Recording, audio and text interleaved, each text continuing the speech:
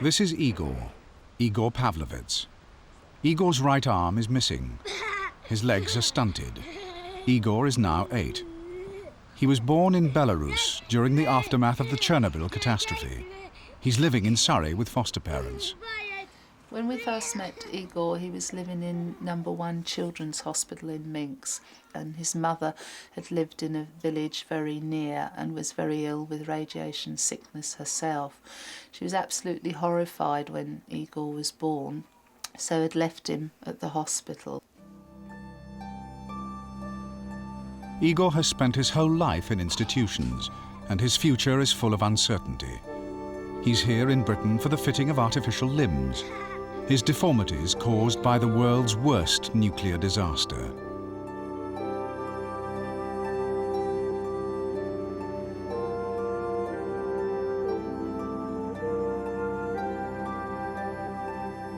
Nine years on, the effects of the deadly and invisible cloud still taint town and country. People didn't believe it, didn't believe how serious it might be. People still suffer from all the Chernobyl consequences, and especially children. And the most terrible thing, I think, that is that nobody knows what happens to our children or to our people in the nearest future. The immediate area around Chernobyl was cleared, but the lethal radioactive footprint was no respecter of boundaries. It bled across the Ukraine, into Belarus, and as far as Sweden, carried on the wind, in the water, and in the food chain. A lot of people spend a lot of time outside, just in the open air, with uncovered heads. And of course, no official information about that. We were told nothing about that.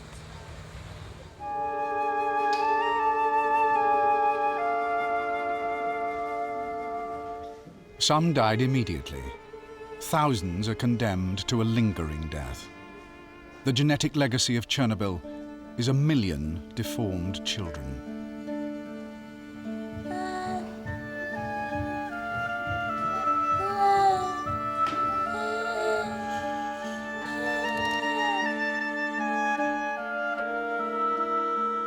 These children bore the brunt of the disaster.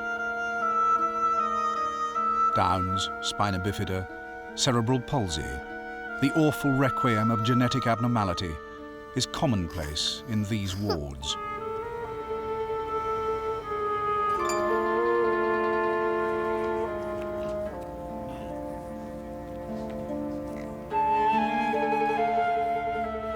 But the radioactive isotopes delivered new mutations of deformity, syndromes previously unknown here.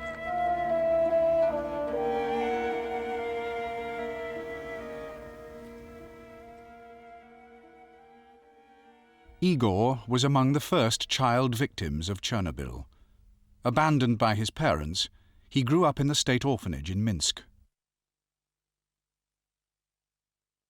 Among these tiny, ravaged and misshapen orphans, there was something special about Igor. His living, lively intelligence endeared him to all the staff, and particularly to Dr. Tamara Marasheva.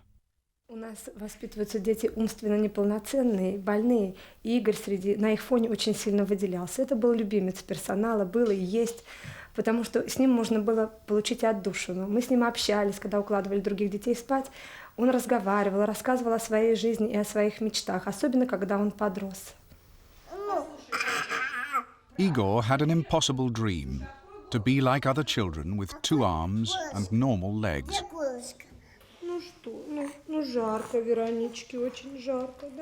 The fate of the Chernobyl children is too awful to contemplate.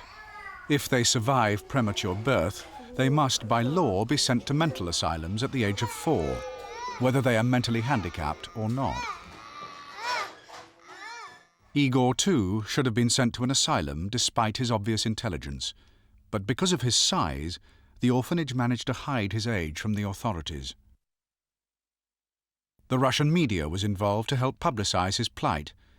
People from abroad came and made promises. But it was an English charity, the Chernobyl Children Lifeline, who threw the only lifeline that would save Igor. It sent him an invitation to come to Britain and be fitted with artificial limbs. On the 4th of January 1994, Igor arrived in London, ready to face the challenge of a new country and a new language.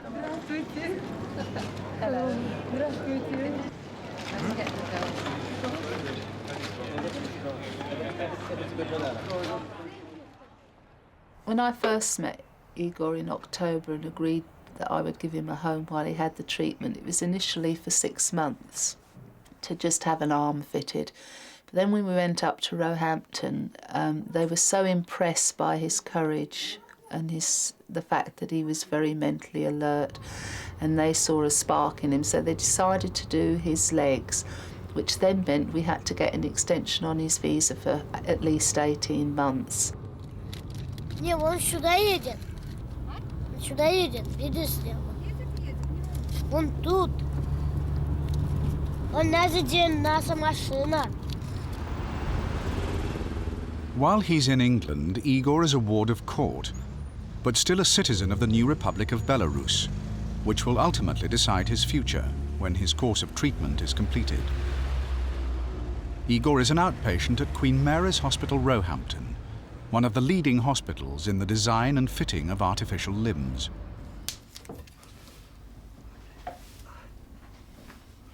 He's been living for the moment when he too will have normal limbs, whatever difficulty that might entail to himself and to his prosthetist, Alan Stevenson. That's a good fitting cap, so... To enable Alan Stevenson to assess the right length for the new arm, he must first decide on the height of the boots, to be sure Igor can cope with them.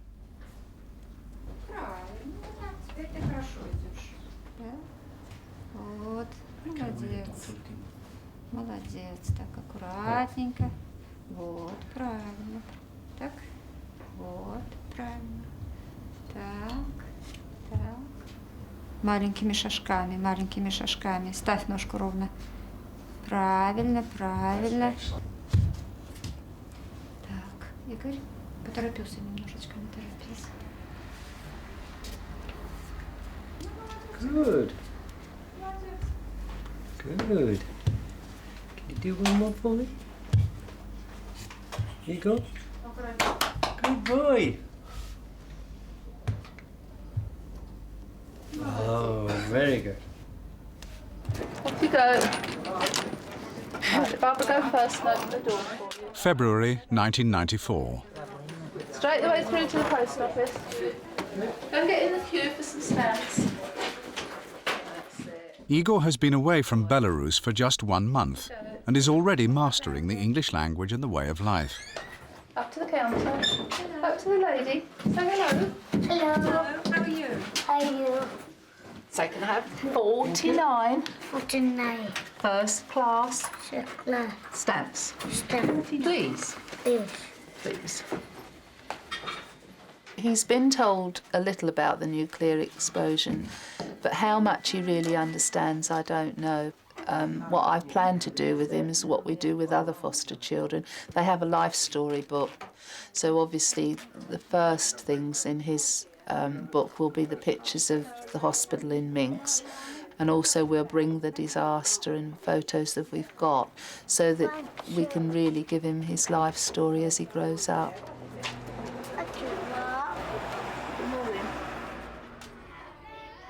March, Igor's 7th birthday, and his first in England. Happy birthday to you! Hooray! We've now found that Igor's never had a birthday, and certainly not a party. So one of the children that speaks Russian told him about it, but he couldn't really understand. So we spent all of about an hour before he went to bed talking. And I told him that he was 6, but when he woke up in the morning he would be 7, and it would be a special day for him. So I think in a sense he's probably more aware now that he's different and handicapped to what he was before he came to England.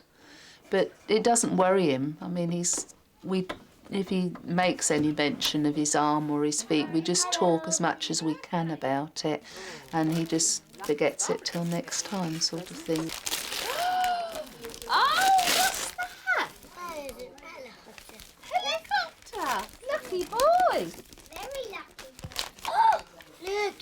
Oh, yeah, man on a stretcher. Let's see what's in here first, then. Papa, watch. Yeah. Oh. What's that? Oh, look! He's told me he wants to be a fireman when he grows up, and at the moment that's his dream. And it doesn't matter how you talk about it, or you say you've got little legs or you haven't got an arm. Like he said, well, I don't need 2 arms, I'm not going to be a driver, I'm going to sit in the back. So he's already putting his role into proportion, that he won't be the big fireman that's going to drive the engine and battle on. But it's there. But time will tell how he'll cope with not being able to be a fireman. Come on, careful. Oh, ever so clever now. Right. Now hold on to there. Right, now you've got to come up here. Bring your leg. I'm going up here. No. Right, now what are you going to do? You've got to walk on this one. Right. Hello. Then this one.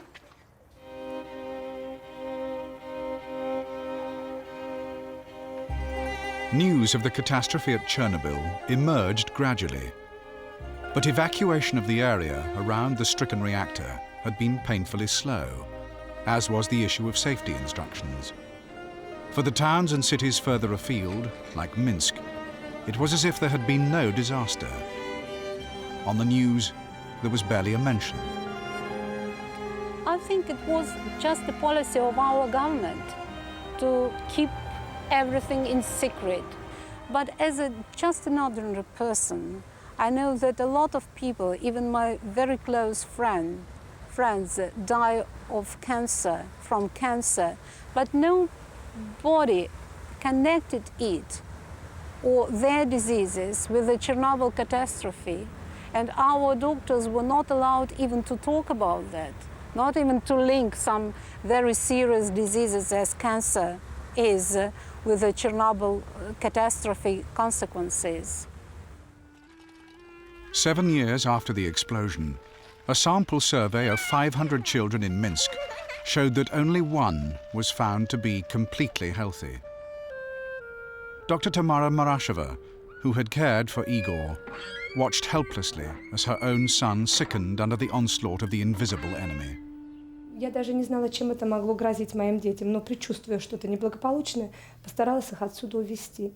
Хотя впоследствии у моего ребенка, сейчас у моего старшего сына, стоит диагноз зоб щитовидной железы. Но дело в том, что я не одна такая. Вы у всех врачей болеете. Это так серьезно, Да. да? It's very serious with her son. Мы уже говорили, что у Ирины, у моего доктора, диффузное изменение зоба, девочки 18 лет. У Вали, второго доктора, у нее у обоих детей щитовидка изменена. You know, this is a problem, well, number one with the children of Belarus. Tamara says that a lot of people here working in this hospital, their own children also has a problem with thyroid. There is no consolation for this suffering population, and no means to ease its pain. A simple packet of aspirins costs half an average monthly salary, and vitamin pills, even if they were obtainable, would be financially beyond the reach of ordinary people.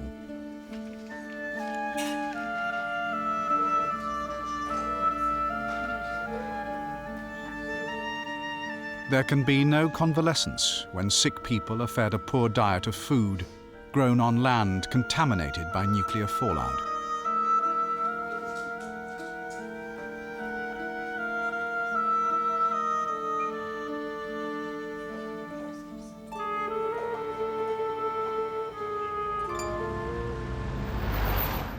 It's 3 months since Igor came to England. He's at Queen Mary's Roehampton again to try his boots. The harsh reality of adapting his little body to the artificial limbs is proving to be more difficult than he imagined. In his own mind, he had expected real limbs.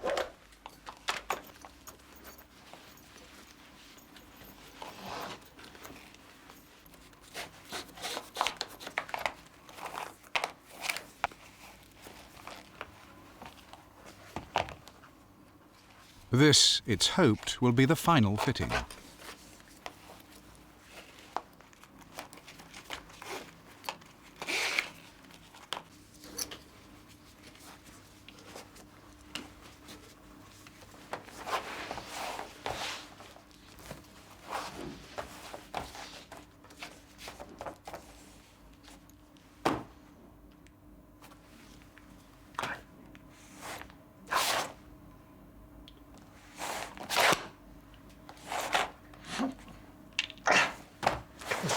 Shall we stand?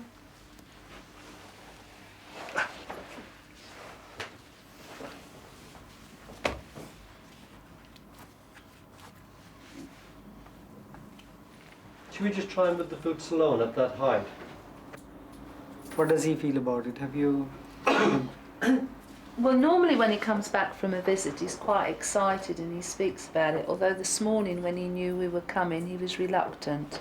And I didn't make too much, but when we turned in the gate, he really said, "Oh no, no." Once again.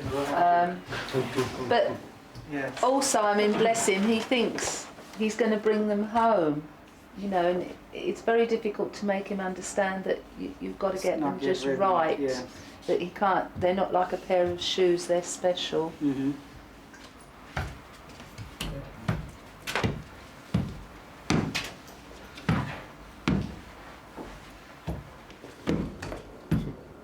This one. Okay.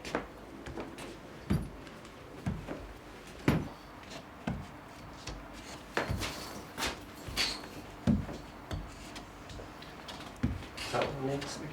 When I saw the boots, I was a bit horrified, really. I thought, oh, what are they going to do to him? But once he'd got them on and he moved, I just couldn't really believe that he was actually moving. And then when he took his arm off the bar and did it on his own, I mean, it was just beautiful. I mean, you sort of burst. I felt like sort of running over and grabbing him. Well done! Clever boy! Got it. Good boy! Aren't you clever? Come on then. Come up here and you can have a big hug. Ready, steady. Oh, good boy! Who's a clever boy? But Igor's excitement did not last. The boots remained for further alterations. They make you tired. We've got very close. For a little while he was getting too clingy, too independent of me, so I've had to sort of put him out into the extended family a bit. But when you meet Igor, you just can't help the bond. I can't think anybody wouldn't bond with Igor. There's just something about him. He's such a pleasure. Yes. But look at this I pretty can't believe. Oh, it's police. Look, Police. blossom. Igor, smell it? Is it nice? Ah, yeah. Nice? Look, have a look then. Every year in May, the Bennetts go on holiday to Spain. This year, Igor is to go with them. Water. Look. The first time I took him back to the airport was to collect a group of children. And I didn't tell him where we were going because I wanted to get his reactions about the airport so that we could talk about the holiday. But when you go to the bar, what will you ask him for? Nom nom. No. What will you ask him for a drink of? Drink. Barbara will have orange. What will Igor and Roy have? Wait, vodka. Vodka, yeah! As you got nearer, he saw the planes taking off. That was fine. He didn't mind them at ground level. But as soon as we turned into the car park, he really panicked then. He was really worried that I was sending him back. Because he'd been naughtier earlier on into the day. He kept saying, I'm sorry, don't send me to Minsk. With the last remaining passengers travelling to Dalaman with Caledonian Airways flight CK27. Passports in. No, because that's got to have the suitcase. Travis, you're going to give the man all the passports. Give me your glasses. Morning. Thank you very much.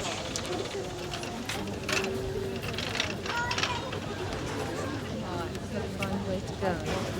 All right. Do you think you'd be able to go down steps? Yeah, you Can we carry him down Yeah, steps? I can do that. Yeah. Because he can manage the stairs both down and across the tarmac. Thanks very much. Okay. Away we go.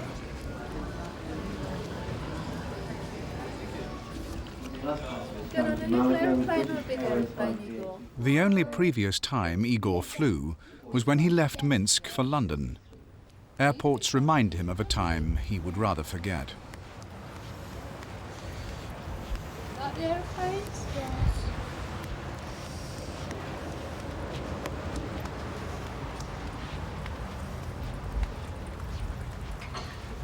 Spain.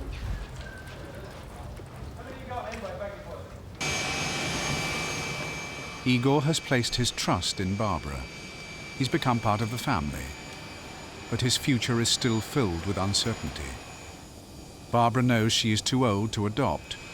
Igor knows he doesn't want to return to Belarus. What he doesn't realize is, if he does, it would be to a Russian mental asylum.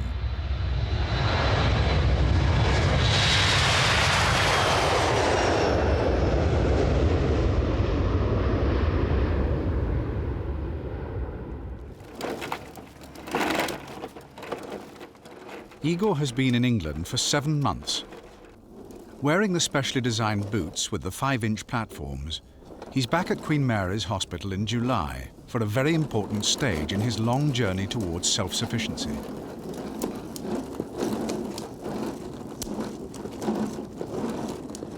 Open? This is the final fitting for Igor's right arm. It'll take some getting used to. Igor controls the battery-operated arm with his shoulder movements. Okay. Now you do it again. Open. Good. Good. Open. Good. But to turn the wrist of his new right arm, Igor has to use his left hand.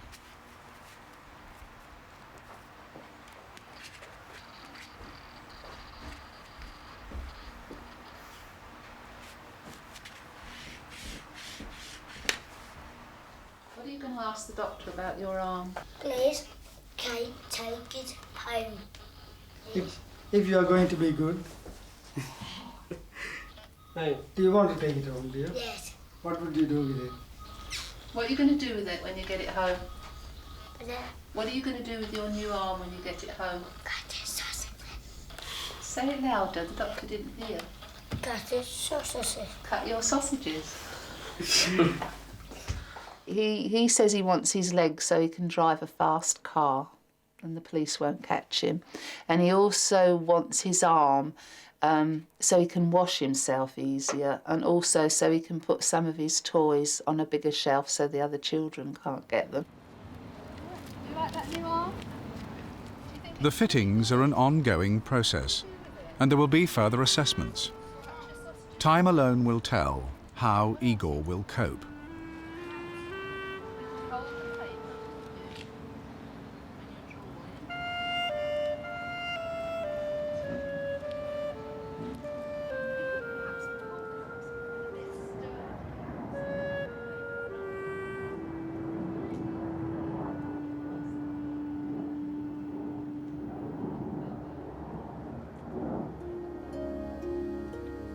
A world away, Minsk. They rehoused the families from the danger zones in a concrete suburbia. Larissa Nekai and her family, like many others, had to wait 5 years in the contaminated countryside for their space in a tower block on the edge of town.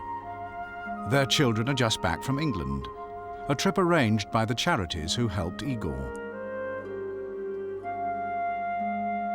This lovingly arranged litter, this waste paper, are the children's mementos of their month away.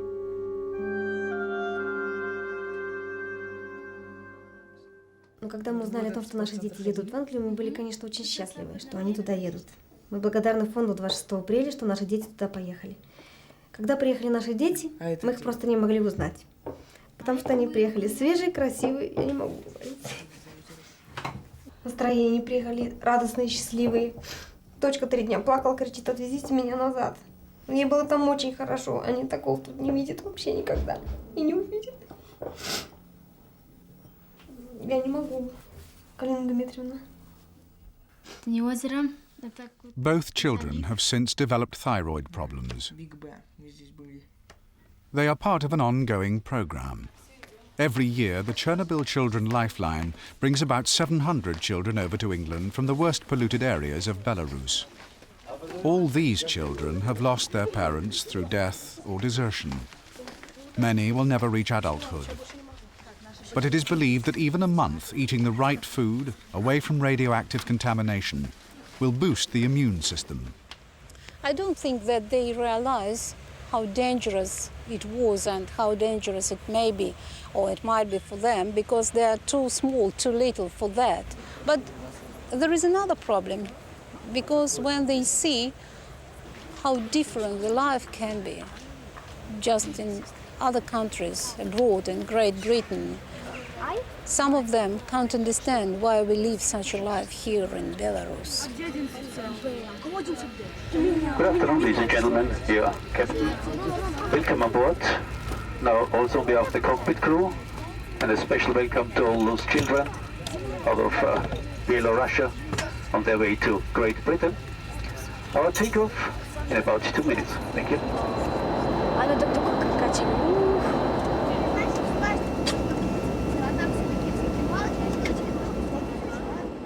It's a day of wonderment, of new impressions. These children have had nothing. They expect so little. Отдыхать, плавать в бассейне. Ну, и, конечно, желаю, чтобы была хорошая погода.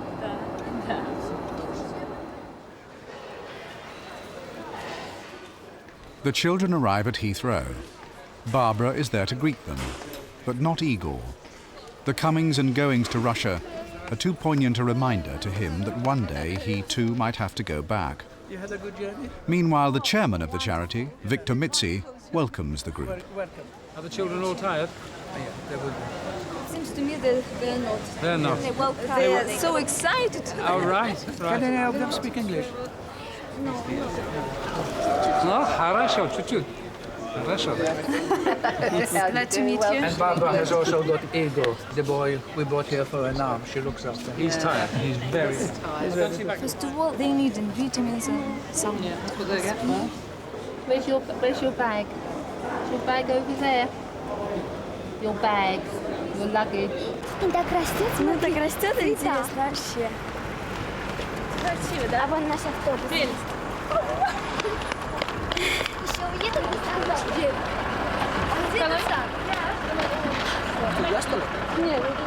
It's been a long day, and it's not over yet.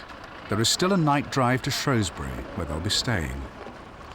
The children are living on their nervous energy, the excitement of a memorable day on the threshold of a never-to-be-forgotten month. Bye.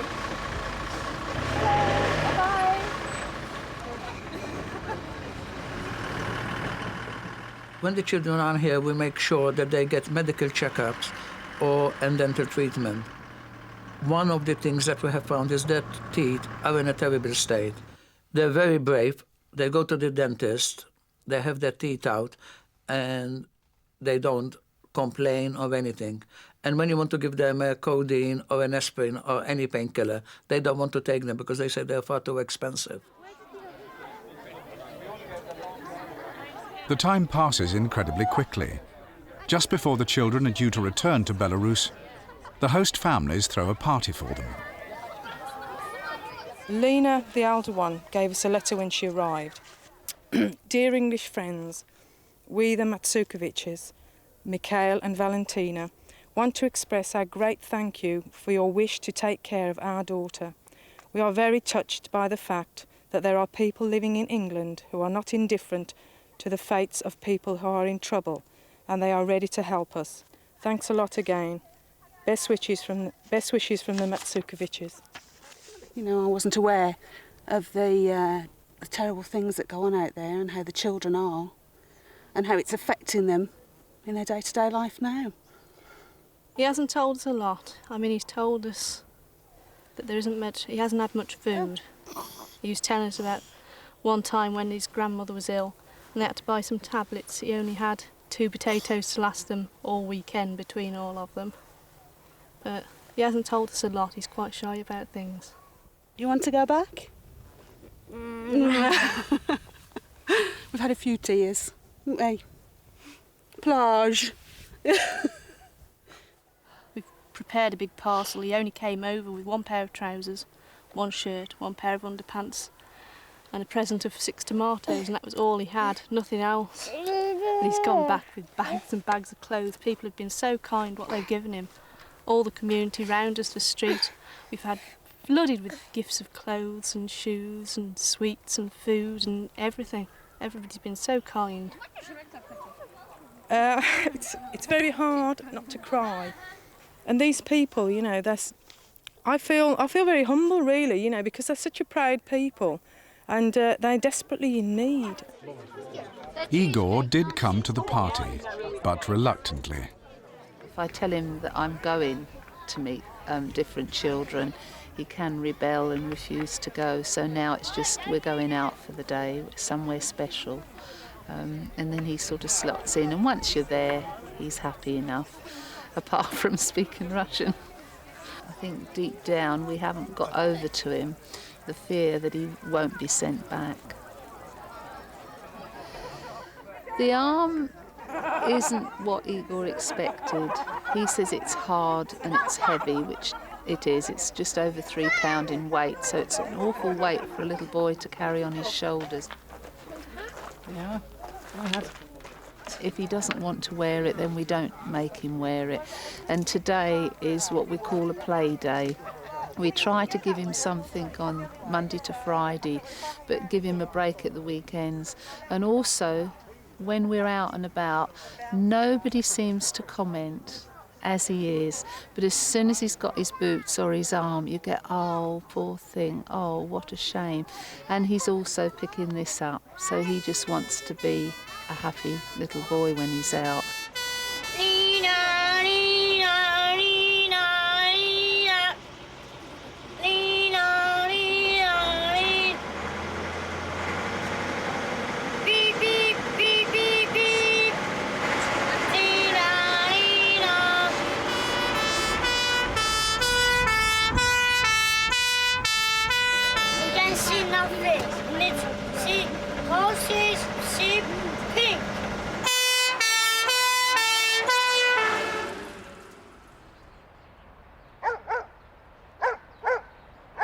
The legs that he's got, unfortunately, his right foot, the toe is beginning to grow, and it's growing very quick. So the boots he's got are too small. So we're having some new ones made. And also we found that although he was quite mobile with them, 5 inches is too high. So they're now dropping it down to 3 inches, which hopefully will make him more mobile with them on. And then gradually the height will be built up. Look at that. One is got big and that little one. That's all off. That is all right. Because one is broken. Because I did 1, 2, 3. And I did 1, 2, 3, 4, 5, 6. Habit 6. I did habit 1, 2, 3, 4, 5, 6. Because one's broken and it's not dead broken, it's not here. So somewhere it's a mix of water. Well, the tests that Roehampton have done, they feel that from the waist up that he should be like any other normal child. There's no reason at all that even with the radiation he's been exposed to, they don't feel that anything will deteriorate, but they can't give us the same guarantee from the waist down. No, that's me. No, it's not because it's got two arms. With a child's intuition, Igor perhaps has an instinct for what may lie ahead. Somebody told me, a big man told me, police told me, say, and you big boy, and they say, you'll die. September, the start of a new academic year. Although he is now 7, this will be Igor's first day at school. Igor, right. Then come and get ready for school. Come on. Right. Come on. Ready. Steady. Whee! There. Come on. Oh, big stretch. Right. What do you mean? Hey? Leave you? I can't leave you. You've got to go to school. What do you want your fire engine for? For clean teeth. You can't. Everything got clean teeth left. Right, come on. Boing, boing. Oh, that's cat. Right. What's this there? You're supposed to use this. Look, do it properly. Okay, liquid. Yeah. I, G. Igor already knows his letters. As the time approaches when they must leave for school, Right, what does that he say? dictates to Barbara a remarkable message of love. Right. Can we put it up here for the rest of the day? Barbara, your name here, long here. No, because it'll spoil it if I put my name on it. How do you make this? No, well. What do you want me to do? What, Barbara? Yes. What do you want Barbara on there? Because who said Barbara's name? Barbara. Barbara, how does it love? Love? Igor, we haven't got time for all this. Right, school. If the teacher says, what's your name, what are you going to say? I said... My name is? Igor. Yeah, but you have to say my name. My name is Igor. Igor. And then how old are you, Igor? 7. That's right. To actually turn it over and write his name and then get me to write Barbara and love and then ask for kisses. That's the first time he's ever done that. So whether he just wanted to leave that behind as a bit of security, occasionally, if he's going somewhere different and I'm not going, he will sort of check that I'm going to be here when he comes back. But he's never done anything like this before. Barbara, carry it. You go. Right, in the playground. Across the playground, look, come on, because you're late. It's not good to be late on your first day, is it? Yeah? Over here, look. Hold my hand. Come on. What are you looking so worried about?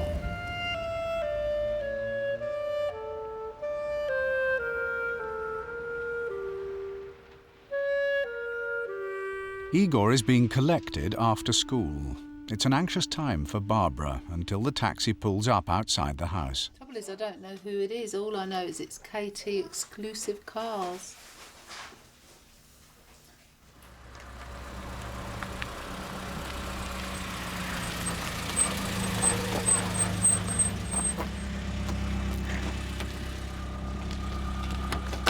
There.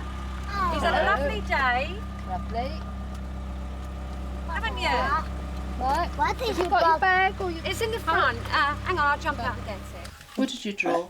A lion, a man, and a bird in the water. Oh, that's good. You didn't draw a fire engine? No.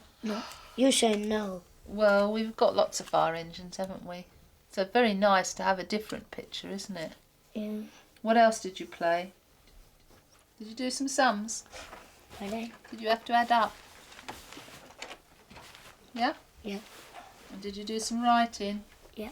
What sort of writing? Did you write your name? I did. You did? What did your teacher say? Pardon? Did you say well done? Yeah.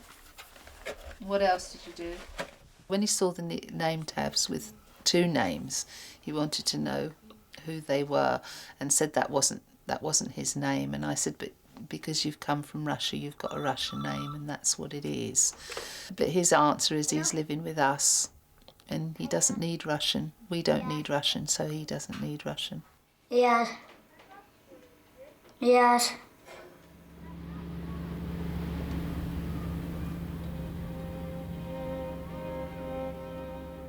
Although Chernobyl is in the Ukraine, the neighbouring state of Belarus suffered from the fallout just as badly. A quarter of the land is still tainted, affecting 2 million people. From the polluted soil, adulterated food is sold in local markets, passing through the food chain into the human body, despite health checks carried out by the state. The radiation emitted from Chernobyl was 100 times greater than that at Hiroshima and Nagasaki, and it lives on 9 years later, blighting a whole generation of children. We expected increase of maybe lymphomas and leukemias, firstly. Maybe having Japanese experiences after nuclear bombing Hiroshima and Nagasaki. But unexpectedly, we have catastrophically tremendous increase of thyroid gland cancer. The most basic painkillers and anti-nausea serums are virtually non-existent. The children literally suffer as the incidence of thyroid cancer mounts unchecked.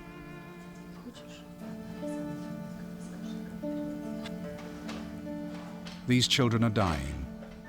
In the cancer wards, there is a feeling of utter despair, as if the world had turned its back.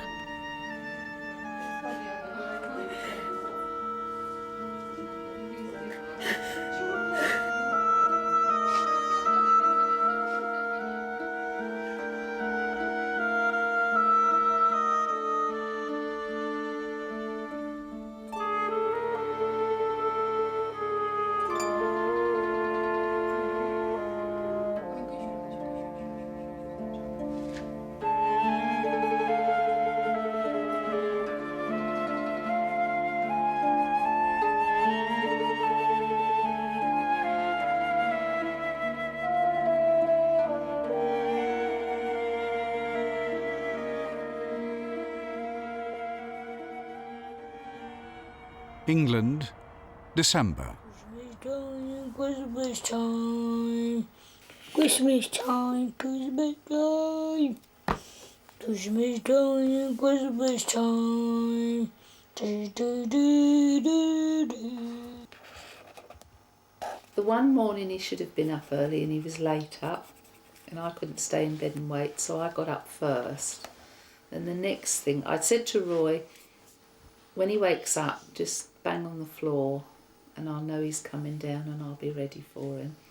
And the next thing I know, there's a little voice saying, wow, is this Christmas in England? What, this one? Yeah. Whoa. What about that big one? No, wait and come out then. That's nice. Do you like it? Yeah. What do you think? Which bits looks best? All of. All of it? Yeah. Did you have one like that in Minsk? No. What did you have in Minsk? And it light. What, just a tree with lights? Yeah. No decorations? But Father Christmas came. Do you think Father Christmas will be better in England? Why's that? Because he loves all people. Because he loves all the people? Well, then I will be getting some presents. Up to now, Igor had called his foster mother Barbara. On Christmas Day, all that changed. Mummy! Mummy! Mummy! Mummy! Look at that, it's you! Go downstairs then and I'll have a look. Watch, don't fall on the stairs. You drawn a picture of me? Yeah, nice one. A nice one? Well, Yeah. I'm glad about that. It's really good. It's good for you. It's got your name on. Say, it's Mummy. Is it? Yeah. That's the first time you've drawn a picture of me, isn't it? Put it on the sofa then. Let's have a look. Scribble one. A scribble one? Well, I haven't got green hair.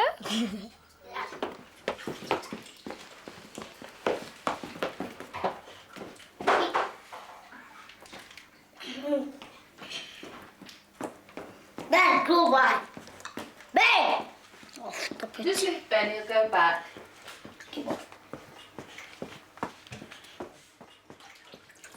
Shake the drips. Do we shake the drips like that off you? Ready? You ready? Yes? Yeah. Whee! Wrap him up. Something which I feel is important for him to keep his own language, and it's something that he's really refusing to do. Although we have swapped words, he'll tell me what it is in Russian and I'll tell him in English. And every time at the end of the conversation you get, but I'm not going back to Minsk. I'm English now. So I think the bond between us has grown, and certainly from my point of view, he's really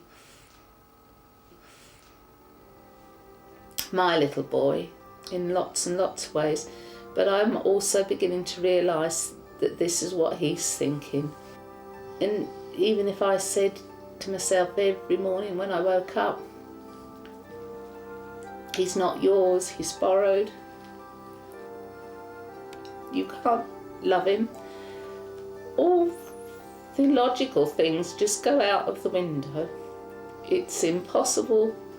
There are children that you can care for, you can clothe and feed and give them daily care. Igor's not one of these.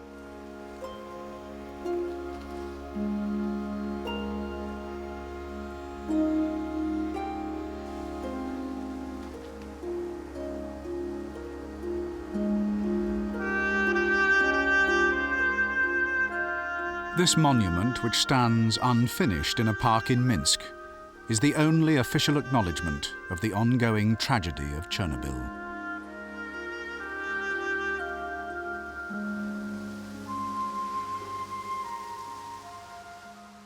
I worry what his adult future's going to be, because obviously, you know, there is a chance that we won't be around, because we're not a young couple, so you do worry what his future's going to be. See, we don't know if the legs are going to work. We don't know how high we can make him, how much height we can give him. We don't know whether the top half of his body, which is definitely grown and the bottom isn't, whether the bottom's going to take the weight of the top. It could well be that he will finish up in a wheelchair, and I think for a little boy as active as him, he'll be devastated. Deep down, I think we'll always be worried, because he isn't ours. Igor's special in the fact that he's got nobody. So we just hope and pray that nobody will take him away. At least for the present, Igor has a future. As much cannot be said for the other children left behind with nobody. Nothing.